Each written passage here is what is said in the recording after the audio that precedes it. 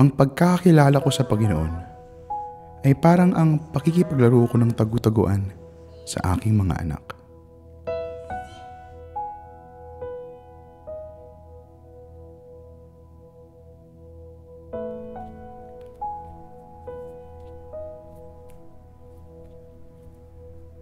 Sa umpisa, sabik na sabik nila akong hahanapin.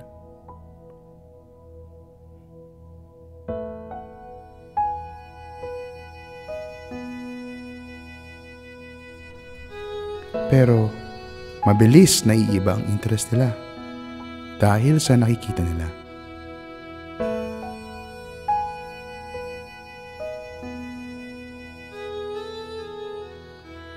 Dahil dyan, kailangan ko silang hintayin hanggang sa maisip nila ako ulit. Minsan, hinahanap nila ako sa mga lugar na alam naman natin na wala talaga ako doon.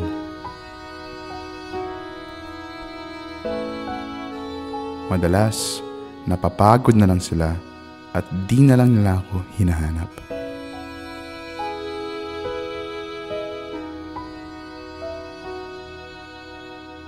Hinihintay ko sila at pinapadala ng maliliit na mensahe para maalala nilang kailangan pa nila akong hanapin.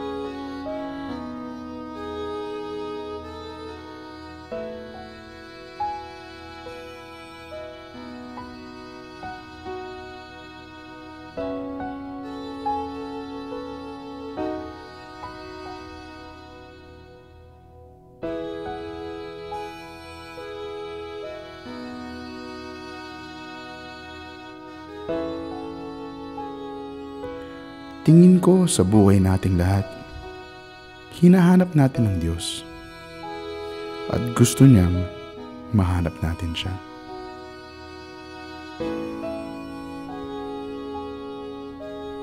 Minsan, kailangan lang natin ng konting tulong.